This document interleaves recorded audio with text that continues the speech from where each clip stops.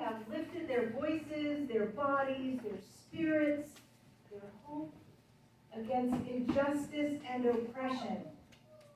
Some wore the name Unitarian or Universalist, and others simply wore the courage of being human. We come to remember that we too are part of that lineage as Unitarian Universalists, as visitors, as humans above all else.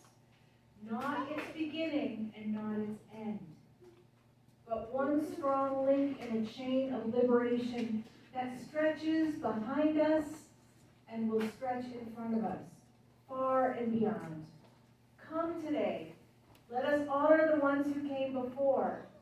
Let them inspire us to do the tiny, decent things.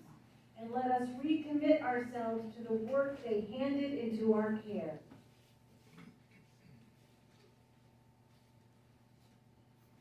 And, as you are willing and able, join me in singing hymn 109 as we come marching. Share with your neighbors, or there's more, I think there are more hymns in the back as well.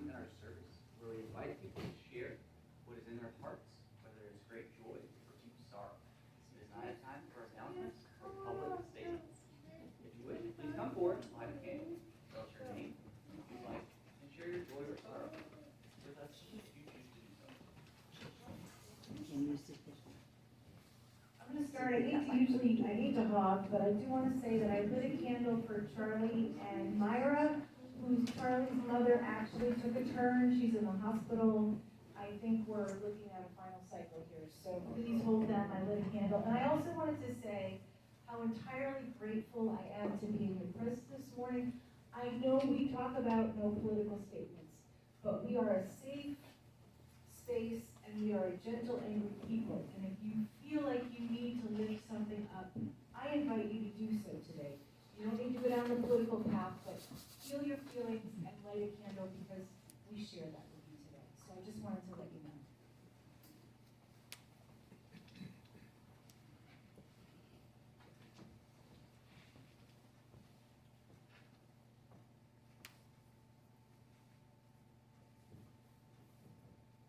Good morning. I'm Catherine Geary, and I just wanted to say that we've all been through a tough year, but I wanted to personally say that this past week and weekend have been wonderful. I spent some time with people from the church, people that I love, and also our granddaughter, who's in the other room, the older granddaughter, had her first basketball game yesterday, and I thought it was just like the most uplifting thing, and I hope that everybody has those kinds of days in the coming week.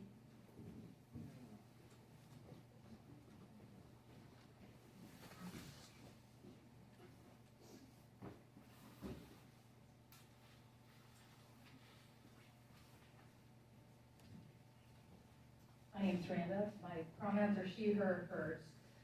This candle is personal, but yesterday there were marches, protests, rallies all over the country, and I did not attend one, and it's been so long, I just can't get myself out the door. It feels sad, and somehow I need some papa to get me going. I believe in it, I love doing it, and I don't know why.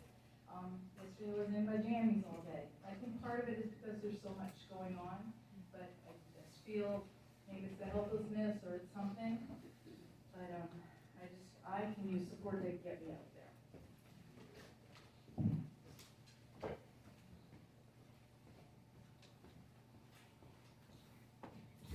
Hi, my name is Sarah.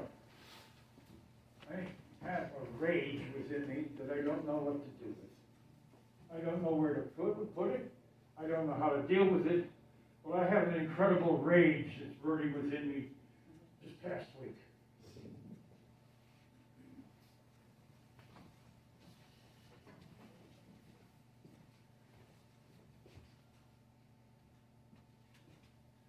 Sarah, that's for you.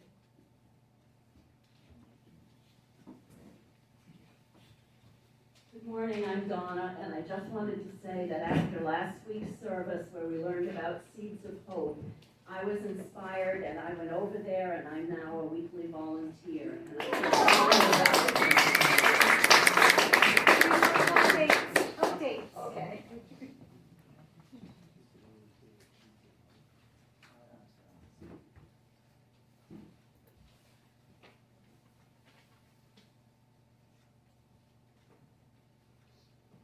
Hello, my name is Bertie. I have a great joy. One of my very best friends found out she's pregnant. It's a secret to everyone, but if you have any good vibes or love, you can send towards Alameda, California. I greatly appreciate it.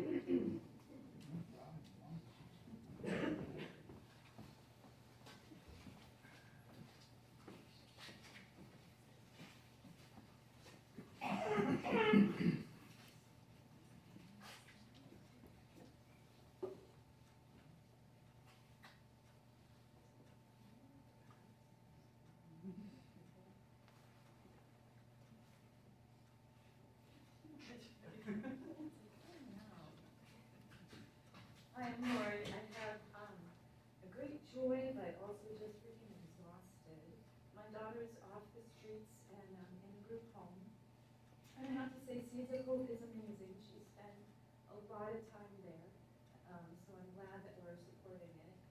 And also just so sad about what's going on in our nation. I woke up at 3 in the morning to my husband just sobbing and sobbing, and I thought his mother had died. So I guess I was glad that didn't happen. But also a great joy that I have a relative that's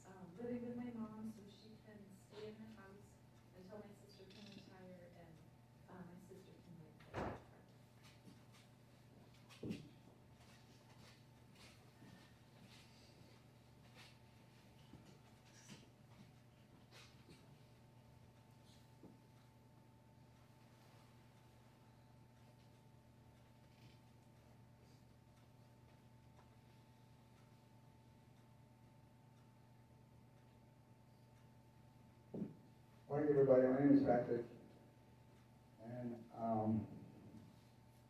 what can I say? I'm supposed to be your heater man.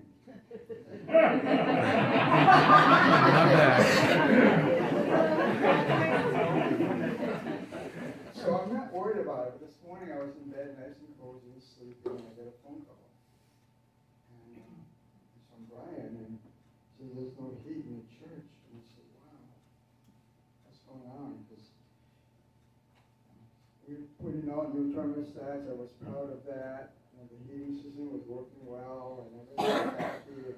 And then this morning, and there's no heat anywhere. So I go downstairs and I check the furnace, and all 3 zones are in red. And I said, oh, what's the matter with that? I turn around and I said, oh, let me check your oil tanks. And I check your oil tanks, and they're empty. Both oil tanks are empty. So, I feel I should have looked at it, maybe checked it out more often, but at the gauge here. So it's one of those things that sometimes you think that it's automatic, and I learned a lesson, nothing is automatic. So I apologize, for no heat this morning. But I am grateful and happy that we are in a tighter group. And I'm grateful that, that I didn't act crazily, I didn't swear. I wasn't angry. And all those things that come from a long time of total sobriety, And, I was just celebrating myself, I have 37 years of sobriety, and it's like, wow, I'm grateful for that. And I have a higher power that just he has a sense of humor. This one is on, the word is on resilience. Wow, what a test that is. Thank you. I'd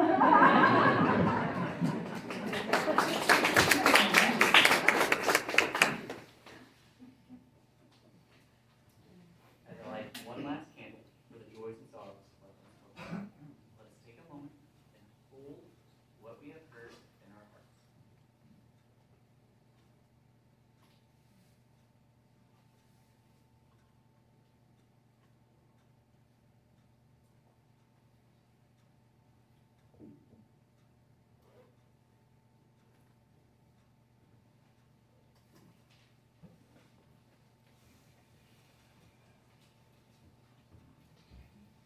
Let's be in a spirit of reflection together.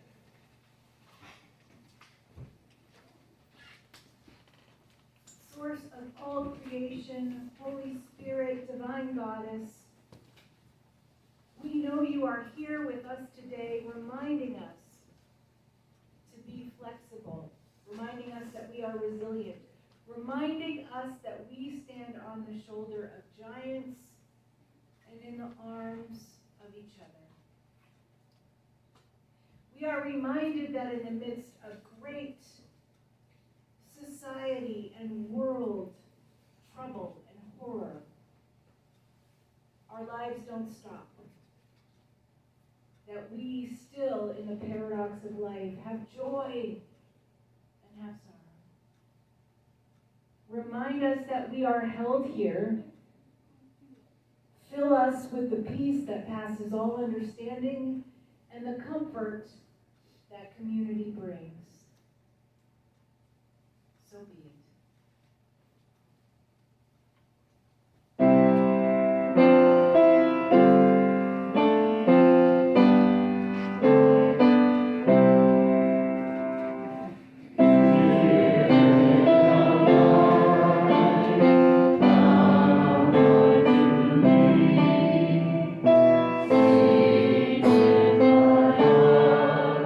All the servants of God.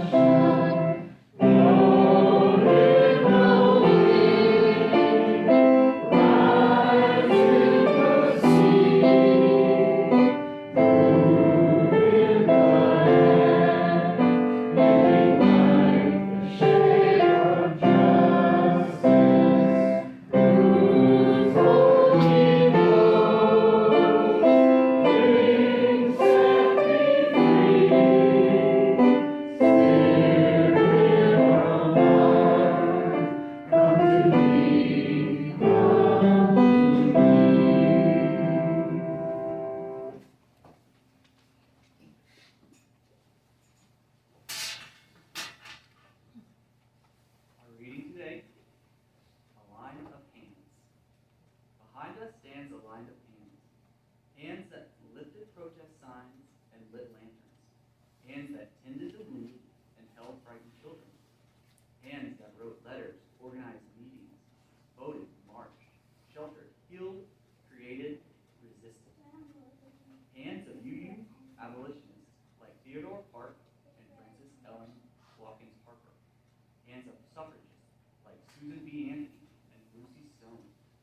Hands of civil rights leaders like James Reed and Viola Luisa. Hands of poets like Audre Lorde and prophets like Howard Thurman. Hands of farm workers like Cesar Chavez and dreamers like Bayard Rustin. Hands of judges like Timothy Black. Yeah. Their hands are the ones that steady ours. May we honor them with our own.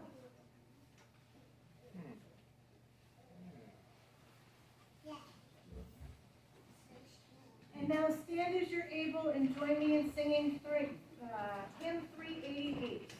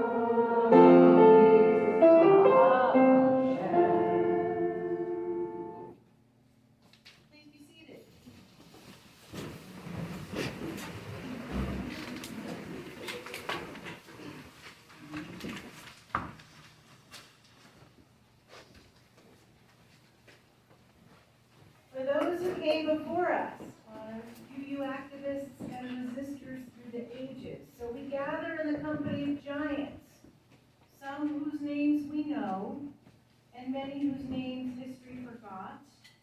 We gather with the memory of Unitarian and Universalist activists and with the memory of all across the world who stood against injustice with nothing more than courage, clarity, values, and love. We gather to consider how our values shape that, how they shape all of that decision-making, how that shapes society, and how that shapes us in the daily choices that we make. We gather to consider how we live those values forward. And I want to begin with a simple truth that was shared with me. We are not the first to face hard times like these. We come from a line who have resisted these such times. We come from people who organized and marched and wrote and hoped and protested and sheltered others and challenged and kept creating and carried the torch forward for the sake of love, even when it looked like in a moment it was failing. But they persisted. They resisted. And today we honor them, not to place them on pedestals, to tell you the truth, but to remember that we belong to them. We owe them. That work they carried is now entrusted to us in all of the ways we can participate in it, big and small. And considering those who went before and what they faced, hopefully that will remind us that we are not alone in the struggle and the sadness and the heartache we feel today. We are not alone. Our heroes are meant to inspire us. They prepared us. But it's truly more than that. Wise words were shared with me recently, and I want to hold that up and credit Tim Black, who is going to be a little embarrassed today, but he knows it, right? Tim, I did kind of. Okay, well, sit tight. Buckle up. When we study the biographies of our heroes, we find that most of their lives were spent in quiet preparation, doing the tiny, decent things, until one historic moment catapulted them to the center stage and caused them to tilt empires. Tiny, decent things do in fact change the world because they change us. They make us who we are. They make us show up in community loving one another even when it's hard. And it's always the opportunity and often the privilege that prepares us for those greater things that tilt empires, and we don't all get that. But please hold onto those words. The tiny, decent thing. The tiny, decent thing. The thing that reflects justice and mercy and peace and, of course, love and the values we create and hold in this community. I do want to take this chance for a bit of history lesson in UUism for those who don't know it and who might want to remember it.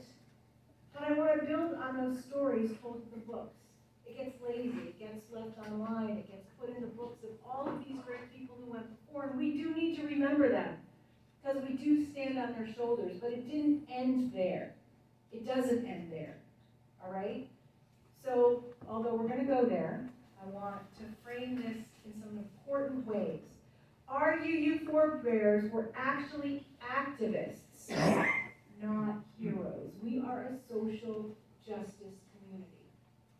And that doesn't mean we protest, although we do. And it doesn't even mean you are particularly called to protest because you may not be, but it does mean you are called to our principles and values that boost the rest of us up to do those things. So you live your life in such a way that you understand the inherent worth and dignity of all people, and you support the democratic process this country, this society, our community rests on. And in so doing, in these four walls, we make that change in the world. We often speak of activists as if they were superhuman. Rosa Parks refusing to give up her seat, Harriet Tubman freeing the enslaved, Greta Thunberg challenging nations, Malala Yousafzai risking her life for an education. But the truth is, first they spent their lives doing those tiny, decent things, and then those ordinary people encountering the uncommon, untenable things that we see right now at this particular moment. They said, not this time, not anymore. They were people with day jobs, families, fears, who stopped in a road on behalf of unlawful actions. People who were tired and scared and uncertain and under-resourced. People who made mistakes and put themselves in harm's way, doubted themselves, but kept going anyway.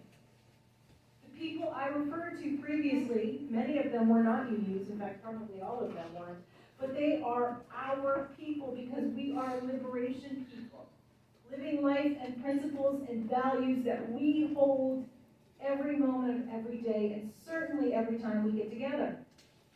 These are the kinds of people we come from. And nowhere this comes from our Unitarian Universalist lineage. And I said, it absolutely comes from that. It's a deep well. Our faith tradition has long been a well that nurtured justice seekers. So let me name some of those ancestors. That's the history lesson. You heard a couple of those names. Theodore Parker, a 19th century Unitarian Universalist minister who spent decades writing and preaching against slavery. Parker's home was a stop for the Underground Railroad. He sheltered people escaping slavery, armed himself to protect them, and organized networks of resistance. Unitarian Universalist minister, or Unitarian minister. It was Parker who wrote these important words. The arc of the moral universe is long, but it bends towards justice. Remember those words. Martin Luther King Jr. used those words in the civil rights movement. The arc of the moral universe is long, but bends towards justice. Remember those words and remember Theodore Parker. Frances Ellen Watkins Harper, a Black Unitarian poet, suffragist, abolitionist, and lecturer. She spoke courageously about racial justice and gender equality at a time when doing so was dangerous. Harper insisted that we are all bound together in one great bundle of humanity. Remember those words.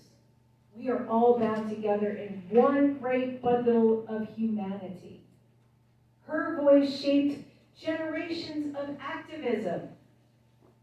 Remember her. Lucy Stone, one of our earliest women to keep her own name after marriage. Small thing, right? Huge scandal in her time. She was a suffragist. She helped ignite the early women's rights movements and co-founded the American Equal Rights Association. Stone believed that liberation must be shared, or it's not liberation at all. Liberation must be shared, or it is not liberation at all. Remember those words. Lucy Stone, remember her. James Reeb and Viola Liuzzo, two UUs who answered Dr. King's call to come to Selma. Reeb was murdered by white supremacists. Liuzzo, a UU mother from Detroit, was shot while driving civil rights volunteers. They did not imagine themselves heroes. They simply heard the call and said, yes, I will go. Remember them. Reverend Olympia Brown, first woman ordained by a denomination in the United States of America. She was a Universalist. She preached tirelessly for women's suffrage and equal rights. Her ministry was not only spiritual, it was profoundly political. We try to stay separate from political here, and I do my best, because I want to comfort you all. But our principles are profoundly political. Our country was based on a democratic process that is articulated in our principles. I don't want to get political. I don't want to send people down a rabbit hole. But what this society is based on who we are. Those are the ones in our history books, on our websites. They're educated, they've been in seminary, they've had privilege, and there are others. There are some amongst our country's founding fathers who, based on these principles, wrote constitutions, who shaped U.S. society based on our principles. Remember that too. Remember, our principles reflect the true law of this land.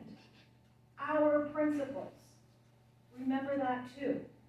And here is where I want to introduce one more contemporary example of that, and it has to do with someone in our pews.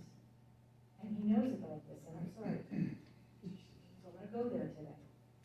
Because I don't know if you all know this. But Obergefell versus Hodges is the landmark decision by the United States of America to legalize same-sex marriage. It ruled that the fundamental right to marry is guaranteed to same-sex couples by both due process and equal protection under the 14th Amendment of our Constitution. It is the case that rolled up to become the case that legalized gay marriage. And it was ruled on by Judge Timothy Black. His ruling was the ruling that went through the courts and was upheld to legalize gay marriage. Now, it's not necessarily as simple as that. There was basically 6 cases that were amalgamated and went up to the Supreme Court, but it was him who ruled on one of the first. The first case that started this involved a male couple, a widower, and a funeral director. James Jim Obergefell and John Arthur decided to marry to obtain legal recognition of their relationship. They married in Maryland on July 11th after learning that their state of residence, Ohio, did not allow gay marriage. And then they filed a lawsuit, Obergefell versus Kasich, in the United States District Court of the Southern District of Ohio on July 19, 2013, alleging that the state discriminates against same-sex couples who have married lawfully out of state. You see, states had to recognize if you married your cousin, because that was legal in some states. They had to recognize you married a minor, because that was legal in some states. So this case made the case that if you have a same-sex marriage that's legal in another state, it is therefore legal in Ohio. And it was important because John Arthur was terminally ill with ALS, and they wanted the Ohio Register to identify James Obergefell as his surviving spouse on the death certificate. The local Ohio registrar agreed that discriminating would be unconstitutional. But the state attorney general said, no, we will defend our anti-gay marriage, as did the governor. So as the case progressed on July 22nd, District Judge Timothy Black granted the couple's motion temporarily restraining the Ohio Register from accepting any death certificate unless it recorded the deceased spouse's legal spouse.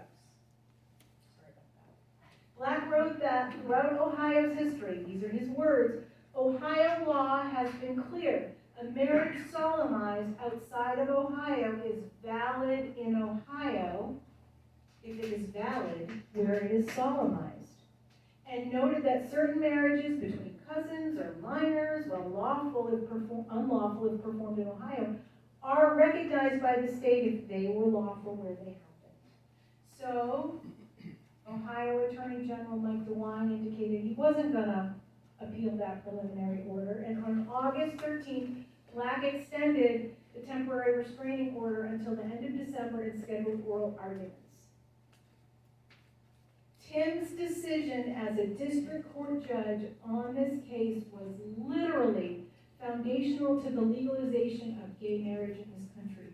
And I know that his justice-seeking heart and compassion didn't end there, and I don't want him to think we think that's his only legacy. But the fundamental values he got in a community like this, the democratic process, the inherent worth and dignity of all people. He chose the tiny, decent things, and he chose the big thing because he had the opportunity and privilege to be in that position. And don't think that we expect all of that of all of you, but we expect the tiny, decent things, even if it's pouring a cup of coffee. Because that's how we support each other in deciding to take that step when opportunity gives it to us. And it starts and ends with the tiny, decent thing. But I needed you to know that about Tim Black, because he is a person who is continuing the heroic activism that all of those other names started, all of those other names that are on our websites. It's still happening. Take heart. It is still happening. So what makes an activist? What connected all of those people? Not perfection, they're flawed. Sorry, Tim. They're complicated, they're human. Not fearlessness, many were afraid, some were terrified. Not certainty, many doubted themselves, many struggled to get out on the streets, but they are the activists and heroes. What connected them was they felt this tug of conscience and answered it in however they could do that. They felt the call of love and they followed it. They felt responsibility to something bigger than themselves. They acted. Even when the outcome was unclear, even when they were unsure if it would make a difference, even when it was uncomfortable or hard or messy. Courage in their lives was not a moment. All of you, courage is not a moment. It's not a one-time decision. It's a practice. And it's a practice that we support by supporting each other here. When someone stands up and shares their pain, and we hold that. We cultivate that courage. That's what that means. Courage in lives is a practice practice of waking up, of choosing compassion, choosing justice, choosing love, but always choosing to try. Always living out those values in the face of it being hard. Their story is our story. There were many in, I was going to say pews, but in the chairs, that worked hard on the marriage campaign. Many here. I came out of seminary and worked for the Religious Coalition Against Discrimination in York County, meeting with pastors, fundamentalist pastors, who all of them said, no way, no how, you're wrong. But I did it. Many who worked with Musan and still do, lifting up their voices collectively. And all of our faith and all of our support for one another boosts us to do that. We are inheritors of their work too, but we are also called to continue it. Who stood up for democracy when it was in jeopardy? Who protected the earth when climate peril was happening? Who fought for trans youth? Who defended the vulnerable? Who insisted on truth? Who showed up with compassion when cruelty became the norm?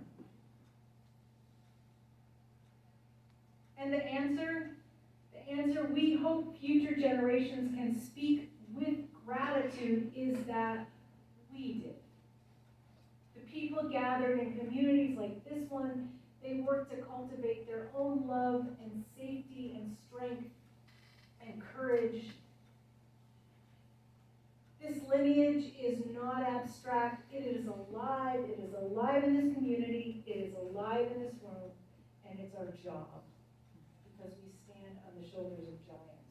And we honor those ancestors. We honor those who came before by showing up, by educating ourselves, by protecting those targeted by hate, by writing letters, showing up at school board meetings, voting, marching, donating, feeding people, speaking truth with each other and in the larger society. Mostly, we owe it to them to refuse to give up and refuse to give into hate, into hateful response. When you feel that, bring it here. Let us hold it up together to transform it, because that's what society needs right now. They don't need the perpetuation of hate and vitriol. They need the light that we have. They need the love that we have. So let me close with a few quieter stories, because not all activists are famous, but we know this. There was a UU woman in the 40s who housed Jewish refugees in her attic. No one knew this until she died, and we kept an annal of that. There was a black church custodian in Alabama who, after working all night, went out to sweep the steps every morning before marchers gathered, just to make sure they had a clean place to gather. It's not a big thing. It's a tiny, decent thing. There was a UU teenager last year who organized a vigil after an act of violence in her own town. She said, I want us to love louder than ones who hate. Teenager, small town. Let's hear that again. I want us to love louder than the ones who hate. Remember those words. History is not moved by great leaders. It is moved by the accumulation of thousands of tiny, decent acts. Do them.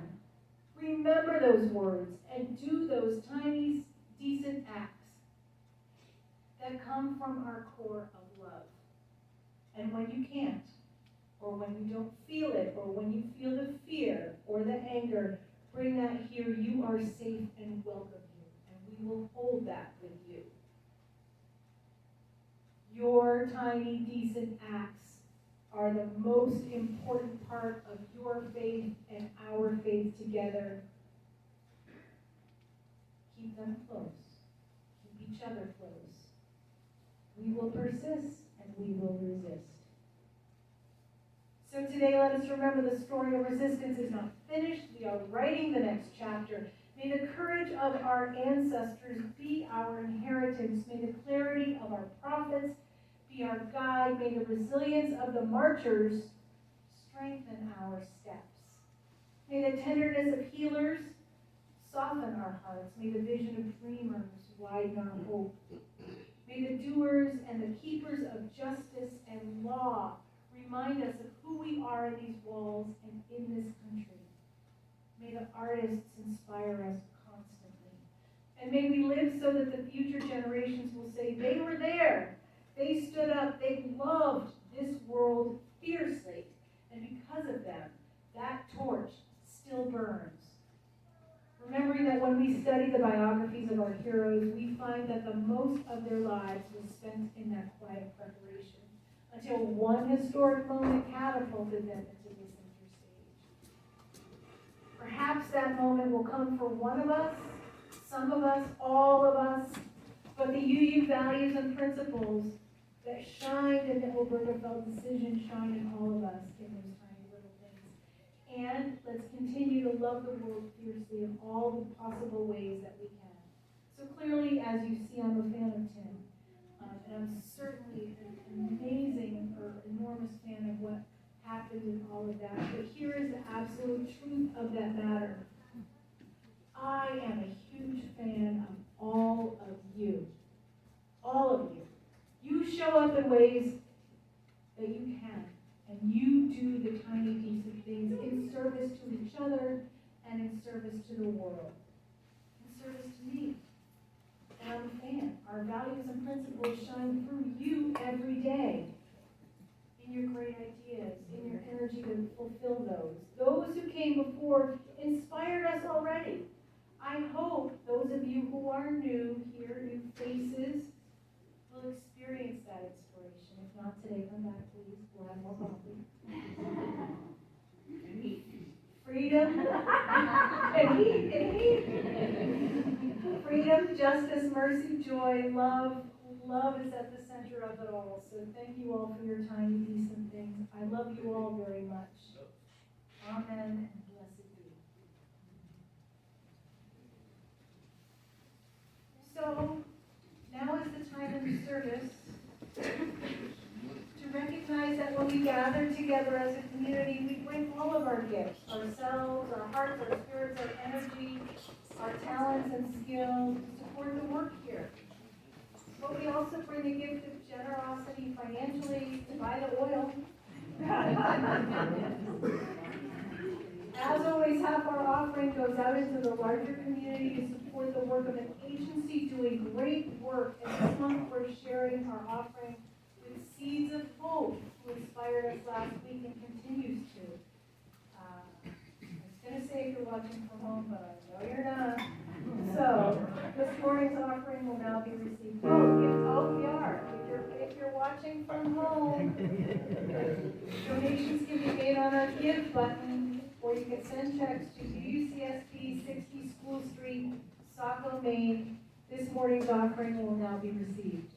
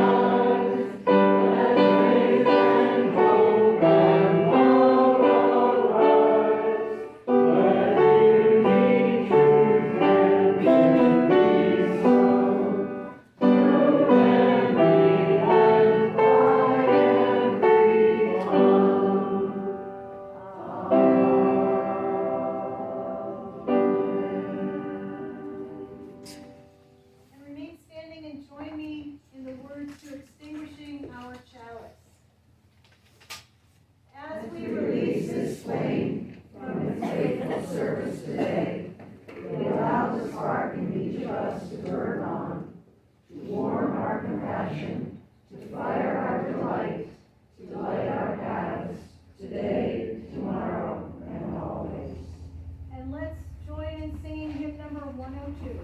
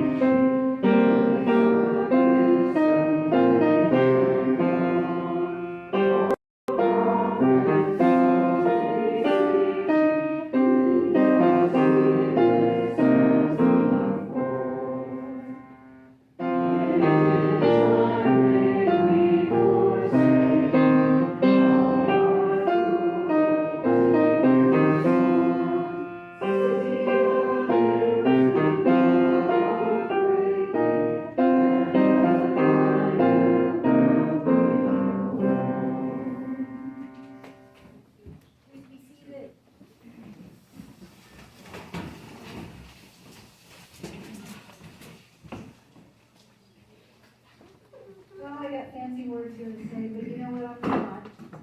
Because what I don't do enough is it bugs people when I do it anyway. The tiny decent things are the things that brought us together in the parish hall this morning.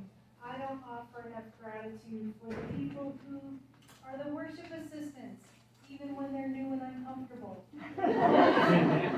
Not that he is. But I'm saying without that, we wouldn't be here, right?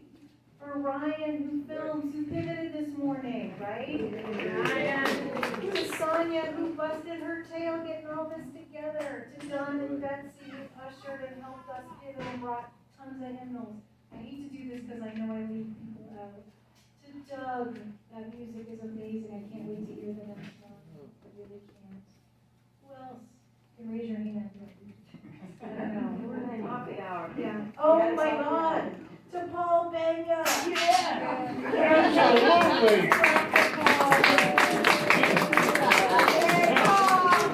Hey Paul, can you just give a shout out for how many years you've been with us, please? Do I have to? Yes. I think 38 years. Wow. As an amazing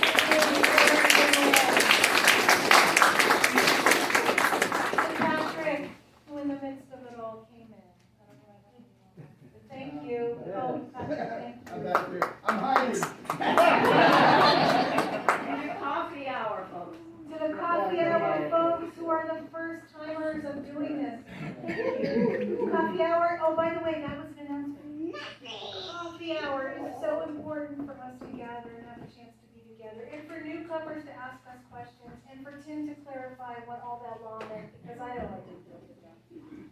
So, even if you've never done it before, be brave and help out and learn, like Dixie and Pam are doing, because we need our coffee. We need our coffee. Thank you to all of you for coming, being who you are, and I am in awe of you, and I do love you. Thank you for coming. Go and have a great week, and go in peace.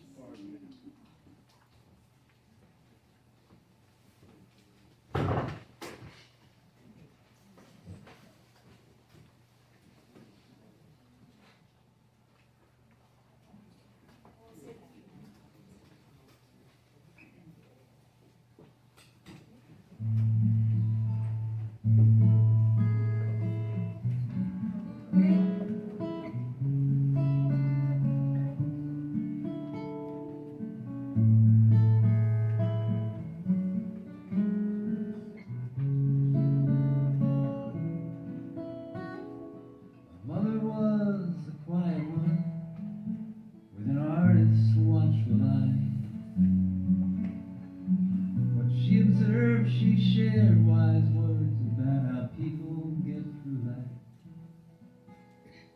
Come from a line of strong women, and I hope when they look down, they see the ways they help to shape the man that I am now. Grandma Beth got through the Depression, building houses strong and true. Next to Grandpa Ed, she'd take that hammerhead till the day was all through. I come from a line of strong women, and I hope when they look down, they see the ways they help to shape the man that I am now. And I hope my sons appreciate these stories. I'm pretty sure they do, 'cause their mother was a strong woman too.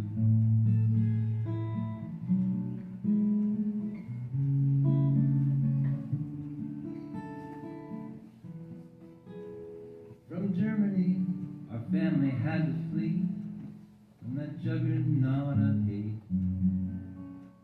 But my Mutti's ingenuity made sure they got out safe. Now that history comes back to me, I see its dark reflection. We're gonna need a lot of strong women. Gonna need a lot of strong women.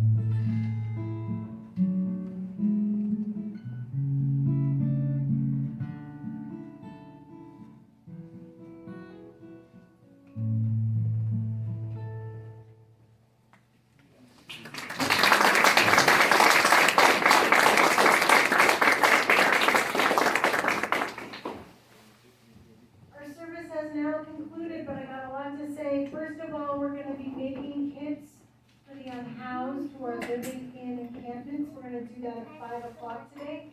And here's what I need from you. I need you to pick up your chairs if you're up for that, put them away. I'm gonna need a couple of tables set up in here. And I might need some young backs to run downstairs with me and bring all the kit making stuff up before we do that. So thank you to that. Thanks for joining us online. If you did, I don't know how that'll work. And feel free to stay for coffee and reach out to me if you need anything. Thank you so much. Have a good week.